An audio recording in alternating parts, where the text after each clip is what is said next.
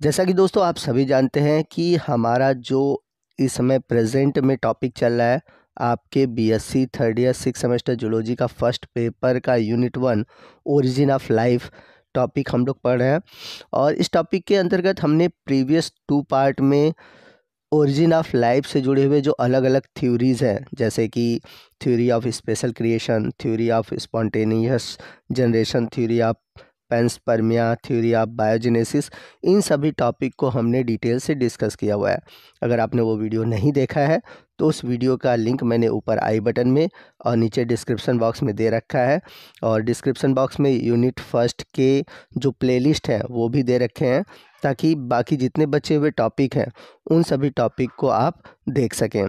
तो आज के इस वीडियो में हम ओरिजिन ऑफ लाइफ से जुड़े हुए जो सबसे मोस्ट इम्पॉर्टेंट थ्योरी है और जिससे कि एग्ज़ाम में आपके क्वेश्चन पूछे जाते हैं, आज उस टॉपिक को डिस्कस करेंगे। और हमारा आज का जो टॉपिक है ओपेरिन हेल्डेन थ्योरी, और आपको बता दें कि ये एक प्रकार का मॉडर्न थ्योरी है ओरिजिन ऑफ लाइफ से जुड़े हुआ, और ये मोस्ट एक्सेप्टेबल थ्योरी है अकॉर्डिंग टू साइंटिस्ट। यानी कि जितने भी साइंटिस्ट हुए हैं, जितने भी अभी तक थ्योरी हुई है, उसमें सबसे ज़्यादा सपोर्ट इसी थ्योरी का हुआ है। और ये माना जाता है कि पृथ्वी पर जो जीवन की उत्पत्ति हुई है इसी थ्योरी के अकॉर्डिंग हुई है।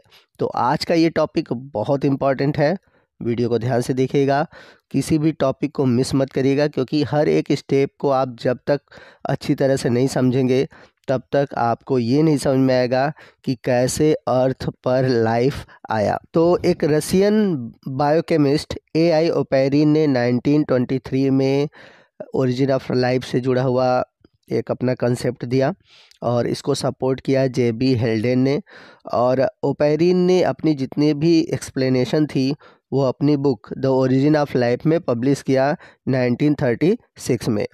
अब इनका मानना था कि अर्थ पर जो लाइफ आया है उसके लिए 2 प्रोसेस हुए हैं, एक है कीमोजेनी और दूसरा है बायोजेनी। तो कीमोजेनी के अंतर्गत ये बताया गया है कि कैसे अर्थ पर केमिकल का फॉर्मेशन हुआ है, यानी कि कैसे गैसेस बनी, कैसे इनऑर्गेनिक कंपोनेंट बने, इनऑर्गेनिक से कैसे ऑर्गेनिक कंपोनेंट बने, और बाद में इन ऑर्गेनिक कंपोनेंट से कैसे फर्स्ट लाइफ बना, यानी कि कैसे फर्स्ट सेल बना, ये बताया गया है बायोजेनी में। तो आइए हम 1 बाय 1 कीमोजेनी और बायोजेनी के बारे में डिटेल से समझते हैं। तो सबसे पहले हम बात करते हैं कीमोजेनी की, यानी कि केमिकल इवोल्यूशन की। तो इसमें कुछ स्टेप थे। पहला एटॉमिक फेज, दूसरा था formation of simple molecule, third था formation of simple organic molecule, और फोर्थ है formation of complex organic molecule. तो अगर हम बात करें केमिकल इवोल्यूशन की, तो जब हमारा प्रिमिटिव अर्थ था, यानी कि आज से 4 बिलियन ईयर एगो, उस समय जो अर्थ की कंडीशन थी वो बहुत गर्म था। तो इतना अधिक गर्म था कि उस कंडीशन पर जो सेल का फॉर्मेशन है या किसी भी ऑर्गेनिज्म का फॉर्मेशन इम्पॉसिबल था। अब जब पृथ्वी का जो टेम्परेचर था वो 100 डिग्री सेंटीग्रेड से कम हुआ, तो लाइफ के लिए जो इम्पॉर्टेंट एलिमेंट्स हैं, नाइट्रोजन, कार्बन, हाइड्रोजन और ऑक्सीजन, ये एलिमेंट्स सिंपल इनऑर्गेनिक और ऑर्गेनिक कंपाउंड के रूप में आए। यानी कि हायर टेम्परेचर पर ये पॉसिबल नहीं थे, लेकिन जैसे टेम्परेचर 100 के नीचे आया ये सभी सिंपल इनऑर्गेनिक और ऑर्गेनिक फॉर्म में आए। तो एटमॉस्फेरिक जो नाइट्रोजन थे, हाइड्रोजन थे, वो आपस में रिएक्ट किए, फॉर्मेशन किए अमोनिया का, कार्बन फॉर्मेशन किया मीथेन का, ऑक्सीजन फॉर्म किया वाटर वेपर का। यहाँ पर मैं आपको एक इम्पॉर्टेंट पॉइंट बता दूँ कि जो प्रिमिटिव अर्थ था उस समय जो एलिमेंट्स थे, कार्बन, नाइट्रोजन, हाइड्रोजन, ऑक्सीजन, ये एटम के फॉर्म में थे, न कि मॉलिक्यूल के फॉर्म में। इस वजह से उस समय फ्री ऑक्सीजन नहीं था, ठीक है, और उस समय का जो इन्वायरमेंट था, जो एटमॉस्फेयर था, वो रिड्यूसिंग था। और जब ऑक्सीजन और हाइड्रोजन रिएक्ट करके वाटर वेपर का फॉर्मेशन किए, चूँकि उस समय बहुत अधिक टेम्परेचर था अर्थ का, तो जो वाटर वेपर था वो अर्थ से टकराकर वापस भाप के रूप में ऊपर चला जाता था। अब बात आई कि अमोनिया कैसे प्रोड्यूस हुआ। तो अमोनिया का फॉर्मेशन इस तरह हुआ कि जो मेटालिक नाइट्राइट थे, यानी कि जो नाइट्रोजन था वो अर्थ में जो मेटल थे उनके साथ मेटालिक नाइट्राइट के रूप में थे। तो ये जो मेटालिक नाइट्राइट थे ये वाटर जो वाटर का भाप था, ठीक है ना, उसके साथ रिएक्ट करके मेटेलिक हाइड्रोक्साइड, ठीक है, और फॉर्मेशन किए अमोनिया का। अब बात आती है कार्बन का फॉर्मेशन कैसे हुआ। तो कार्बन का फॉर्मेशन उसी तरह हुआ कि अर्थ में जो कैल्शियम कार्बाइड थे वो नाइट्रोजन से रिएक्ट किए और फॉर्मेशन किए कैल्शियम साइनामाइड, या फिर कह सकते हैं मेटेलिक साइनामाइड का। अब ये जो मेटेलिक साइनामाइड थे, यानी कि कैल्शियम कह सकते हैं कैल्शियम साइनामाइड, ये वाटर के भाप से फिर से रिएक्ट किया और फॉर्मेशन किया कैल्शियम कार्बोनेट और अमोनिया का। तो जैसे जैसे वाटर वेपर अर्थ से टकराता गया, ठीक है, धीरे धीरे अर्थ ठंडा होता गया और एक ऐसा कंडीशन आया कि बहुत बारिश हुई, कई सालों तक बारिश लगातार हुई और हमारा अर्थ धीरे धीरे ठंडा हुआ। तो बारिश इतनी अधिक हुई कि जो गड्ढे थे पृथ्वी पर वो पूरी तरह से भर गए। और आप सभी जानते हैं कि हमारे अर्थ पर मैक्सिमम वाटर है, तो ढेर सारे वाटर बॉडीज़ बने, ओशियन बना, सी बना, ठीक है, रिवर बने, पॉन्ड बने, मतलब ढेर सारे वाटर बॉडीज़ बने। अब जो हमारा अर्थ था, अर्थ का जो ओशियन था, महासागर जो था, वो एल्कलाइन नेचर का था और यही एल्कलाइन नेचर हेल्पफुल था फॉर्मेशन ऑफ ऑर्गेनिक कंपाउंड। तो हमने देखा कि पहले एटम थे, एटम से मॉलिक्यूल बना, फिर उसके बाद सिंपल इनऑर्गेनिक कंपाउंड बने। अब इन सिंपल इनऑर्गेनिक कंपाउंड से कैसे सिंपल ऑर्गेनिक कंपाउंड बने। तो जैसे जैसे हमारा जो प्रिमिटिव अर्थ था वो ठंडा हुआ, उसका टेम्परेचर जो है 50 से 60 डिग्री सेंटीग्रेड पर पहुंचा, तो इन्वायरमेंट में जो कार्बन है, अमोनिया है, अब ये जो मॉलिक्यूल है ये क्या करेंगे, वाटर बॉडीज़ में जो मिनरल्स हैं, वाटर है, उनके साथ रिएक्ट करेंगे, यानी कि उनके साथ रिकॉम्बिनेशन होगा। अब उसमें कई सारे प्रोसेस होंगे, कंडेंसेशन, पॉलीमराइजेशन, ऑक्सीडो रिडक्शन, ठीक है, तो जिससे फॉर्मेशन होगा simple organic compound like alcohol, aldehyde, glycerol, fatty acid, purine, pyrimidine, simple sugar. और जैसा कि हम सभी जानते हैं कि डीएनए आरएनए के फॉर्मेशन के लिए आपको प्यूरिन, पिरिमिडीन, डीऑक्सीराइबोज शुगर, इन सभी की ज़रूरत पड़ेगी। एमिनो एसिड का फॉर्मेशन हुआ और एमिनो एसिड से ही बनते हैं प्रोटीन, और प्रोटीन हमारे लिए, हमारे सेल के फॉर्मेशन के लिए ज़रूरी है। तो जितने भी सेल के फॉर्मेशन के लिए ऑर्गेनिक कंपाउंड थे उन सभी का फॉर्मेशन धीरे धीरे हो गया। अब बात आती है कि फैटी एसिड और ग्लिसरॉल का फॉर्मेशन कैसे हुआ। तो फैटी एसिड और ग्लिसरॉल का फॉर्मेशन जो है वो कंडेंसेशन और पॉलीमराइजेशन ऑफ एल्डिहाइड और कीटोन के कारण हुआ। तो जो एल्डिहाइड थे, कीटोन थे, इनका ऑक्सीडेशन हुआ, पॉलीमराइजेशन हुआ, कंडेंसेशन हुआ, इस तरह से फॉर्मेशन हुआ फैटी एसिड और ग्लिसरॉल का। तो इसके लिए रिएक्शन आप देख सकते हैं, नीचे दिया हुआ है और आपने केमिस्ट्री में पढ़ा होगा कहीं ना कहीं, आप नॉर्मली इन रिएक्शन को याद कर सकते हैं। यहाँ पर मैं आपको एक इम्पॉर्टेंट चीज़ और बता दूँ कि ये जो रिएक्शन थे ये होते कैसे थे। तो ये जनरली होते थे फोटोकेमिकल रिएक्शन की वजह से। अब फोटोकेमिकल रिएक्शन पॉसिबल कैसे हुआ। तो कुछ फैक्टर थे जिसकी वजह से फोटोकेमिकल रिएक्शन हुए, जैसे कि अर्थ की जो गर्मी थी उसकी वजह से, सन की जो कॉस्मिक रेस थी, और इसके अलावा जब बारिश होती थी, जब बिजली चमकती थी, उसकी वजह से इलेक्ट्रिकल एनर्जी प्रोड्यूस होती थी। तो इन सभी एनर्जीज़ की वजह से ही जो ऑर्गेनिक कंपाउंड बने वो बन पाए, ठीक है।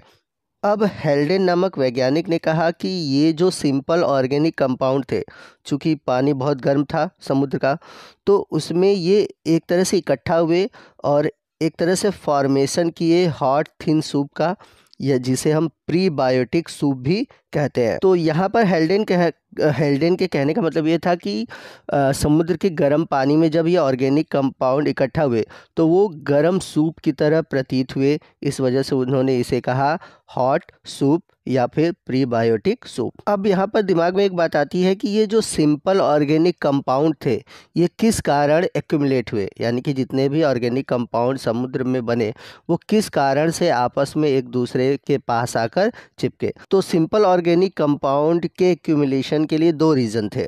तो सबसे पहला रीज़न था कि उस समय हेट्रोट्रॉप्स नहीं थे। हेट्रोट्रॉप्स का मतलब क्या है? हेट्रोट्रॉप्स का मतलब है क्योंकि जो भोजन के लिए दूसरों पर निर्भर होते हैं, तो हेट्रोट्रॉप्स थे नहीं, इसलिए एक्यूमुलेशन हो पाया। दूसरा रीज़न था प्रेजेंस ऑफ रिड्यूसिंग और प्रिमिटिव एटमॉस्फेयर, यानी कि उस समय जो एटमॉस्फेयर था उस एटमॉस्फेयर में ऑक्सीजन नहीं थे, इस वजह से जो एटमॉस्फेयर था वो रिड्यूसिंग था। तो ऑक्सीजन न होने की वजह से ये जो ऑर्गेनिक कंपाउंड थे वो ऑक्सीडाइज नहीं हो पाए। अब अगले स्टेप में क्या हुआ, अब जब सिंपल ऑर्गेनिक कंपाउंड बन गए, अब उनसे सिंपल ऑर्गेनिक कंपाउंड से फॉर्मेशन हुआ कॉम्प्लेक्स ऑर्गेनिक कंपाउंड। तो सिंपल से जो कॉम्प्लेक्स ऑर्गेनिक कंपाउंड बने वो बने पॉलीमराइजेशन के थ्रू, यानी कि बहुलकीकरण के थ्रू।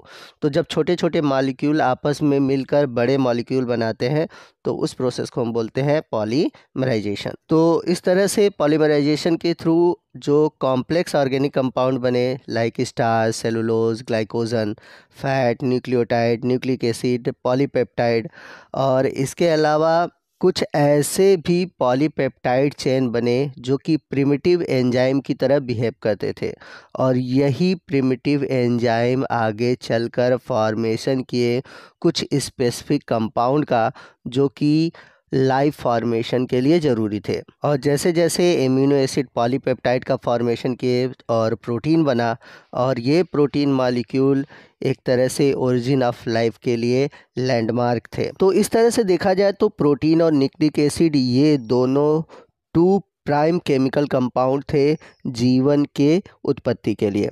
तो एक तरह से एक थ्योरी आई प्रोटीनॉइड थ्योरी। प्रोटीनॉइड थ्योरी ये कहता है कि सबसे पहले प्रोटीन का फॉर्मेशन हुआ, और एक थ्योरी थी नेक्ड जीन हाइपोथेसिस, और ये हाइपोथेसिस कहता है कि सबसे पहले डीएनए आया, क्योंकि डीएनए के कंट्रोल के द्वारा ही फॉर्मेशन होता है प्रोटीन का। अब कंपाउंड ऑर्गेनिक मॉलिक्यूल के बाद बने कोएसरवेट्स। कोएसरवेट्स है क्या, और बड़ा ही इंपॉर्टेंट है, इससे शॉर्ट क्वेश्चन आपके एग्जाम में पूछे जाते हैं। तो एक तरह से माना जाता है कि जो कोएसरवेट्स होते हैं एक प्रकार के प्रिमिटिव लिविंग सेल होते हैं जिनका फॉर्मेशन कॉम्प्लेक्स ऑर्गेनिक कंपाउंड से होता है। तो दो वैज्ञानिक ओपेरिन और सिडनी फॉक्स ने प्रपोज किया कि जो कॉम्प्लेक्स ऑर्गेनिक कंपाउंड है ये बायोजेनेटिकली क्या कहते हैं कि फॉर्मेशन करते हैं एक कोलाइडल सेल लाइक स्ट्रक्चर का, जिसको हम बोलते हैं कोएसरवेट्स।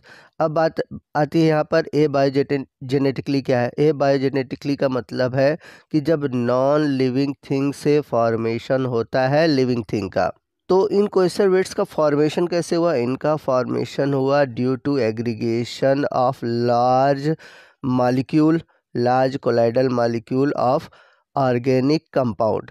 तो जो कॉम्प्लेक्स ऑर्गेनिक कंपाउंड थे ये कुछ फोर्स के कारण आपस में एक साथ आए, एग्रीगेट किए और फॉर्मेशन किए कोएसरवेट्स का। तो ओपेरिन ने इसे कोएसरवेट्स कहा और एस.डब्ल्यू. फॉक्स ने इसे माइक्रोस्फीयर किया। कुछ का कहना था कि इनमें सेल्फ डुप्लीकेशन यानी कि स्वतः द्विगुणित होने की, स्वतः विभाजित होने की क्षमता पाई जाती है। अगर हम बात करें कोएसरवेट्स के नेचर की तो ये एक प्रकार के higher molecular weight chemical compound होते हैं, और इनका जो फॉर्मेशन हुआ है उसमें कार्बोहाइड्रेट्स और प्रोटीन पाए जाते हैं। अब ये जो कोएसरवेट्स बना है ये बनता कैसे है कि जो प्रोटीन मॉलिक्यूल है वो एग्रीगेट हुए और एक कोलाइडल ड्रॉपलेट के रूप में बने, यानी कि एक प्रकार का कोलॉइडल सॉल्यूशन बना है। अब ये कोलॉइडल सॉल्यूशन अलग अलग चार्ज के थे, यानी कि पॉजिटिव और नेगेटिव चार्ज के थे, जिनमें कि अपोजिट चार्ज की वजह से अट्रैक्शन हुआ और फॉर्मेशन हुआ कोएसरवेट्स का। तो ये जो कोएसरवेट्स है चूँकि ये पानी के अंदर है तो इनके चारों तरफ एक वाटर फिल्म बन जाती है, यानी कि वाटर का एक मेम्ब्रेन बच जाता है, और ये मेम्ब्रेन जो है प्लाज्मा मेम्ब्रेन की तरह बिहेव करता है और अपने अंदर अलाउ करता है केमिकल इंटरेक्शन को। तो जैसा कि आप देख सकते हैं कोएसरवेट्स है उसके अंदर जो ऑर्गेनिक मॉलिक्यूल है, अब इसके चारों तरफ जो मेम्ब्रेन है ये अलाउ करता है केमिकल इंटरेक्शन को, यानी कि इस मेम्ब्रेन के थ्रू केमिकल रिएक्शन हो सके, या फिर कह सकते हैं कि सेलेक्टिव चीज़ें इस मेम्ब्रेन के अंदर जा सके, जैसा कि प्लाज्मा मेम्ब्रेन में होता है। तो एक तरह से ये जो कोएसरवेट्स है इनको प्रीबायोटिक स्ट्रक्चर यानी कि कह सकते हैं एक प्राथमिक कोशिका की तरह बिहेव करते हैं, इसलिए इन्हें प्रोटोसेल्स भी कहा जाता है या फिर प्रोटोबायोन्ट्स भी कहा जाता है। और इनका फॉर्मेशन जो है आज से 3.8 मिलियन ईयर पहले हुआ होगा। तो आपको बता दें कि कोएसरवेट्स के जो फॉसिल्स है या इसके माइक्रो स्ट्रक्चर देखने को मिलते हैं Isua rock of Greenland and in some African rock. तो इस तरह से फॉर्मेशन हुआ प्रोटोसेल का। तो ये जो प्रोटोसेल थे इनका फॉर्मेशन कैसे हुआ, कोएसरवेट्स हुआ, और ये एक प्रकार से लिपिड मेम्ब्रेन स्ट्रक्चर थे जिनके अंदर न्यूक्लिक एसिड पाया जाता था और एंजाइम कंट्रोल्ड मेटाबॉलिज्म होता था। यानी कि एक प्रकार से जैसे कि लिविंग सेल में मेटाबॉलिक एक्टिविटी होती है, उसी तरह इनमें मेटाबॉलिक एक्टिविटी स्टार्ट हो गया। और स्टार्ट क्यों हुआ, क्योंकि इनमें कुछ एंजाइम पाए जाने लगे। तो इस प्रकार से देखा जाए तो केमिकल इवोल्यूशन खत्म हो गया।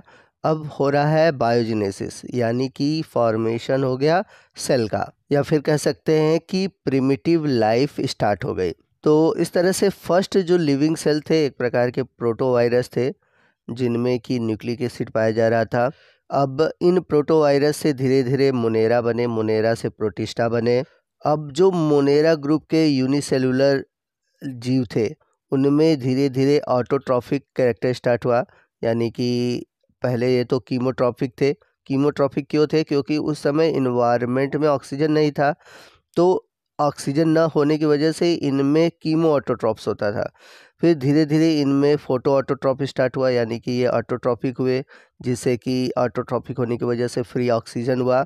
अब एटमॉस्फेयर में फ्री ऑक्सीजन आ गया, जिसकी वजह से जो इन्वायरमेंट हुआ अब ऑक्सीडाइजिंग हो गया। और इस ऑक्सीडाइजिंग नेचर की वजह से अब जो आपके कह सकते हैं कि यूकैरियोटिक सेल थे उनके लिए एक इन्वायरमेंट मिल गया, क्योंकि उन्हें चाहिए ऑक्सीजन। अब ऑक्सीजन नहीं रहेगा तो वो कैसे सांस लेंगे यूकैरियोट्स। तो सबसे पहले प्रोटोवायरस बने कह सकते हैं, फिर उसके बाद आपके जो प्रोकैरियोट्स थे वे बने। प्रोकैरियोट्स धीरे धीरे हेट्रोट्रॉफिक थे, फिर ऑटोट्रॉफिक हुए। फिर इसके बाद जो प्रोटिस्टा ग्रुप के मेंबर थे वे बने, फंजाई बने, प्लांट बने, एनिमल बने।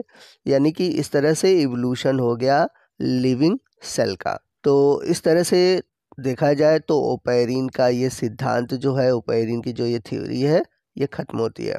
आई होप आपको सभी कॉन्सेप्ट अच्छे से समझ में आ गए होंगे। अगर आपने नहीं समझा है तो मैं आपसे रिक्वेस्ट करूंगा कि ये वीडियो को आप एक बार और ध्यान से देखिएगा, आपको हर एक टॉपिक अच्छे से समझ में आ जाएगा। तो आज के इस वीडियो में बस इतना ही। मिलते हैं अगले वीडियो में अगले टॉपिक के साथ। तब तक के लिए जय हिंद, जय भारत।